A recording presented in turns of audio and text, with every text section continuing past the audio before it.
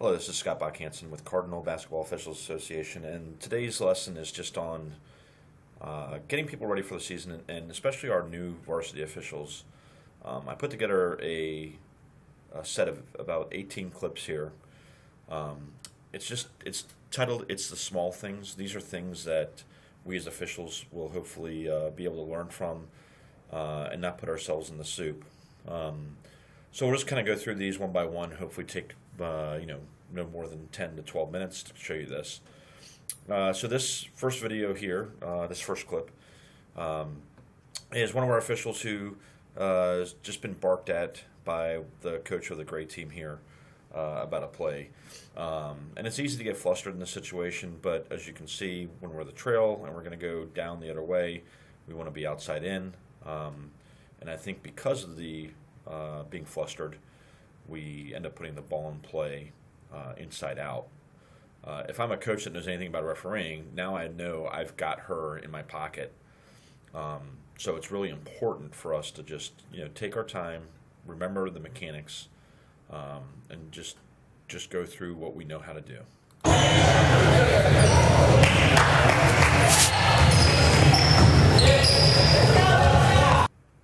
Anything up? Our antenna's up a little bit more. All right, this is just a quick thing about coaching box. Look, they have the 28-foot mark all the way down this year. By letting this guy just kind of hang out towards midcourt, even though he's not really doing anything now, at some point he could be. So, this just needs to be addressed. And it can be as quick as, hey, coach, remember our box is here, okay? By ignoring him, you're allowing it to happen.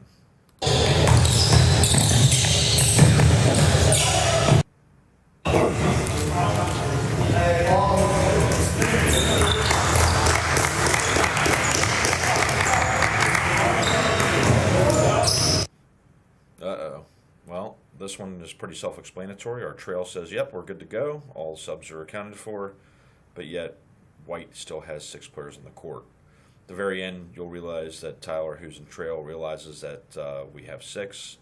Thus, a technical foul is reported. Now, this isn't just Tyler's fault. It's the whole crew. So everybody needs to be on the same page. Everybody has to have the same focus level. Okay, so let's just make sure that we're staying involved and engaged in these type of situations so something like this doesn't happen.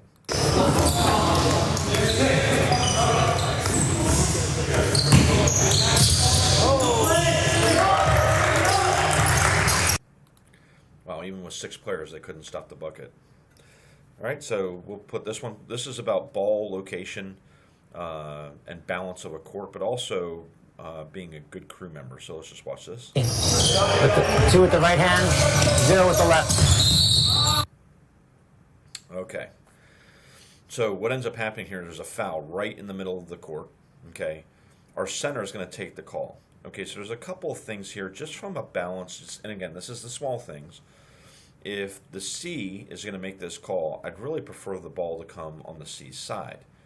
The foul is in the backcourt, so the ball should come here. The correct way to handle this switch is Tyler would come towards the middle, he'd report, and he would go to lead. Because the ball is still in the backcourt, Nicole is still trail.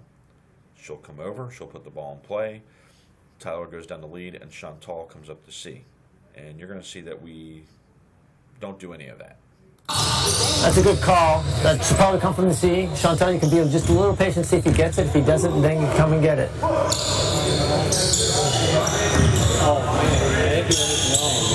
So we don't need to switch on that, gang.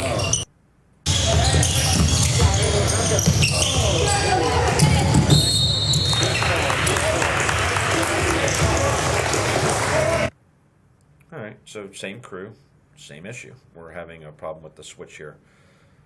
Remember, we have a backcourt play that happens on this side of the court, right? So the ball should be put on play on this side. It ends up getting put in play on this side, okay?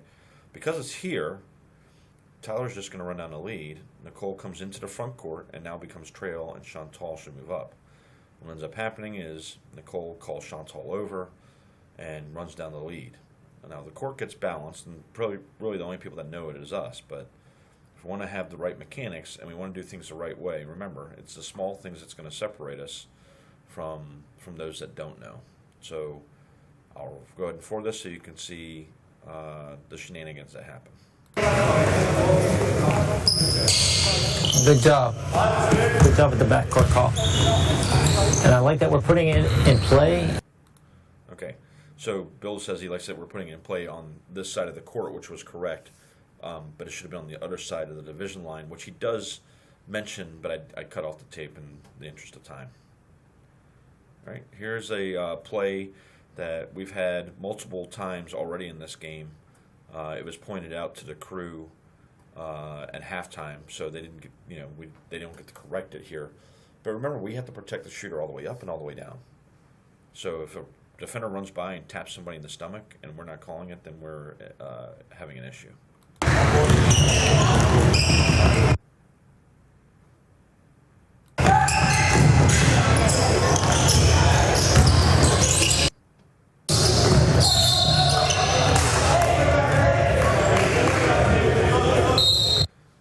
This is just a really good job of a crew doing the right thing on the subs.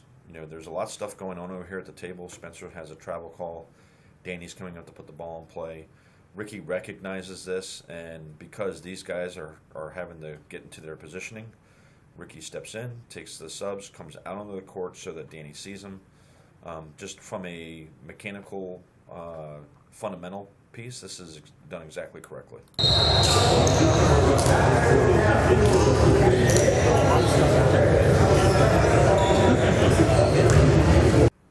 Yeah, but it wasn't big, so now you got to referee that play like that the rest of the night.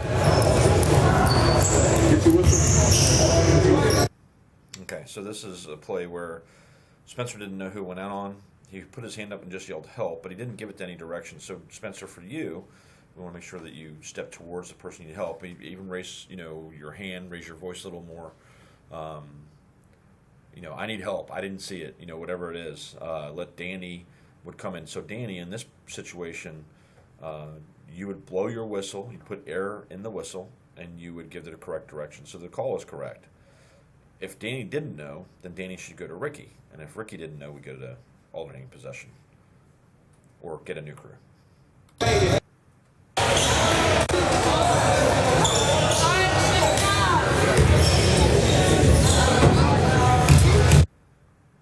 Okay, this one's just going to drive me crazy. We are dealing with a situation where we had a technical foul. Both teams are pretty emotional in this game. But I will tell you what, we are kicking ass on the free throw shooter here. There's no way he's going to step over the line. He's not going to get his 10 seconds. He's not going to go past 10 seconds. I mean, we have him surrounded. The problem is nobody's back here with the players. In this situation, our trail should really put himself right in between the players, and our C, Tim, really there's no reason for you to be counting here. A 10-second count is gonna call itself here. I would put myself back in this area as well.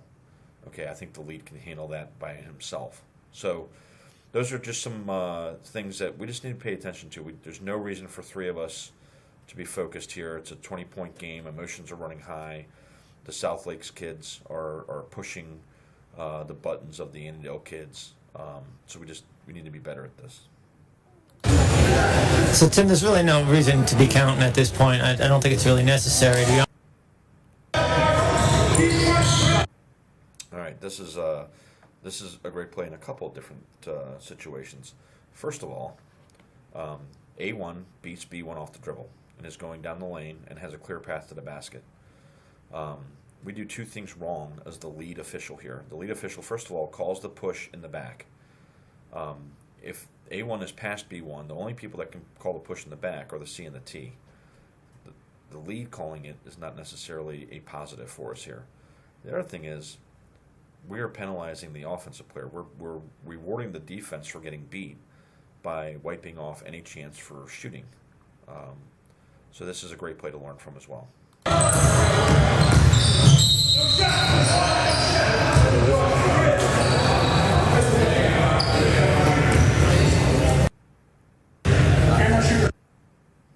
Okay, same crew. here's another tough situation. Number 15 for blue is one of the strongest kids in the area. 6'4", 270 pounds. He's not going to have a ball just wiped out of his hand pretty easily. Pretty fair to assume that you can make the call for a foul here.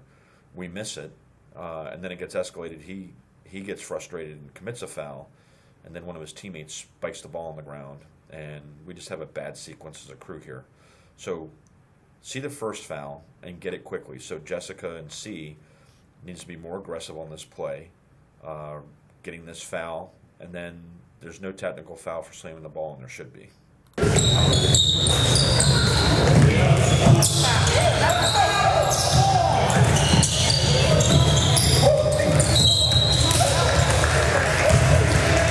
Alright, you guys got to get that. And I love Hollywood's reaction in the background. But yeah, Jack's right. We got to get that. So first of all, I read. All right, last second shot responsibilities. We know that the C should have it. This is just, Matt, be careful here. Only we're catching your hand going up at the end, like you're getting ready to do something. But again, it's the small things that's going to separate us. So let's just make sure that we're communicating as a crew on last shot.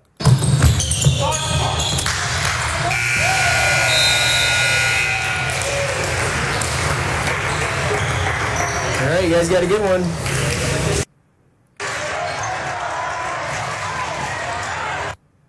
All right, I'm going to back this one up here. So this is one of my games, and I'm not showing you this video just because it's a good call in a tough environment. This is more about positioning, okay? It's South Lakes against Hernan at South Lakes. It's a big game, big rivalry game, and these two teams are going after it. There's a alley-oop pass tried that's missed, and it looks like we're going away on a fast break. But Hernan recaptures the ball, and then we end up having an illegal screen right down here. If I, as the lead, thinks that we're going to go the other way, and I jump out too quickly, then I likely miss this illegal screen. And it would be okay if Carl, who's in trail, or Oscar in center, would have also got this. It's one of those kind of calls that if you don't get it, just escalates and gets worse. So let's watch this play.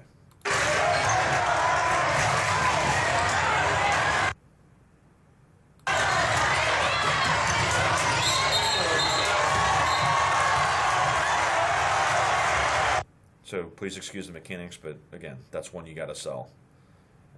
And we are switching because it is a foul, team control foul. We have change of possession, so I'm going to the C. Oscar come down here as the new trail.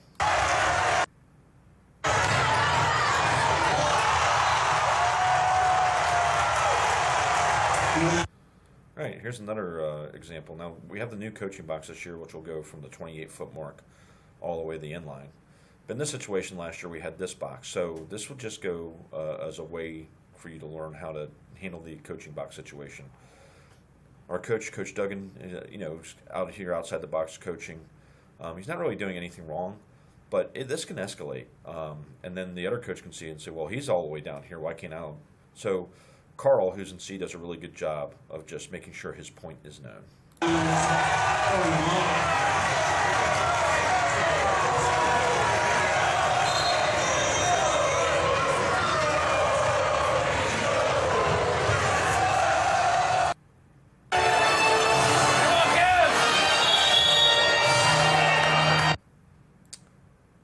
I don't really know what to say here. Rivalry game TC versus Woodson. I have no idea why our U2's all the way down here. We asked him at halftime, and the response was, I didn't want to get beat. So, look, we need to be in the right positions. If you're here, you're not going to get beat going this way anyway. There's only one player in the front court anyway. They're playing a defensive tap, so none of that really makes sense. And it takes forever to get down here and get in the right position. So let's just start off the game right with being in the correct position. Our partners can count on us to be where we're supposed to be.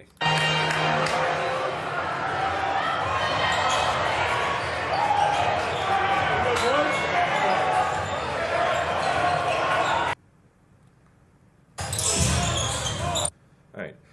This is a play that and again, it's one of my calls, but I will just tell you that the method of this madness is we have to be able to take care of business so it doesn't escalate. You're going to see a foul down here on the box on a rebound that's pretty forceful, and if we don't get it, it can escalate. You can see the kid that gets nailed from Oakton turns around right away, and this is something that can escalate. If we don't catch this foul, it can get a lot worse pretty quickly. The message to the coaches I was walking by was it was almost intentional, and it really could have been intentional. It was pretty close, but there was nothing that happened before the game that suggested this, except for that Oakton was wiping Potomac Falls all over the court. So we kind of had a sense there was some frustration. All right, so take a look.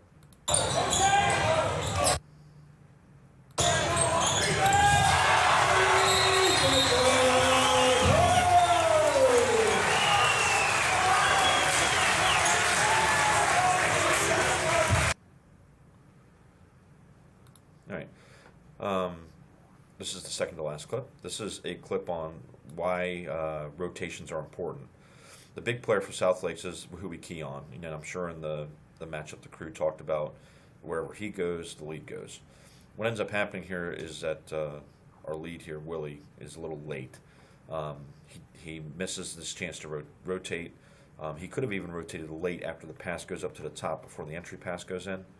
But he leaves Joe over here by himself to guess on a play that goes to the basket, and I think we guess wrong because it doesn't look like the defender does anything right. So the lesson here is that it's really important to rotate to make sure we're in a better position.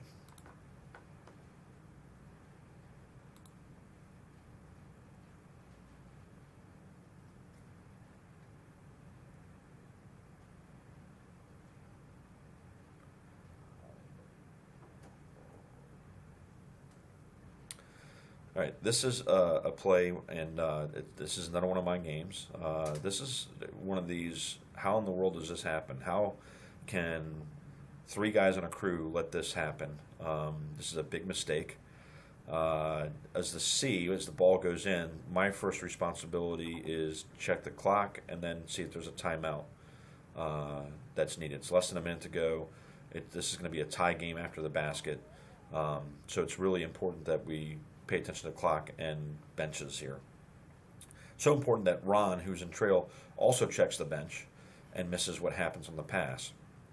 Joe, who's right on top of the play, misses it, and I'm not sure why.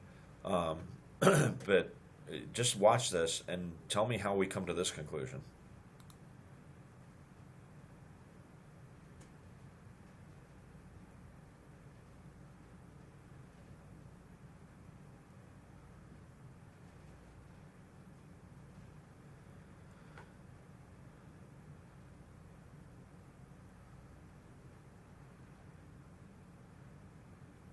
All right, I'm just going to run this back because I can't believe it. Look, we can't lose focus here. Okay, yeah, Ron's looking over at the table or the bench for Chantilly. I'm right next to the bench at this point, looking over. There's no reason we should miss this. It should clearly go back to Oakton. I can't tell if the kid touches it or not, but you can see that there's a mistake here. Luckily, it doesn't penalize us. Oakton makes the game-winning basket. They win the game. But this really could have been catastrophic. Just goes to show that we have to stay focused all 40 or 32 minutes of this game. So, still don't know how we don't see this.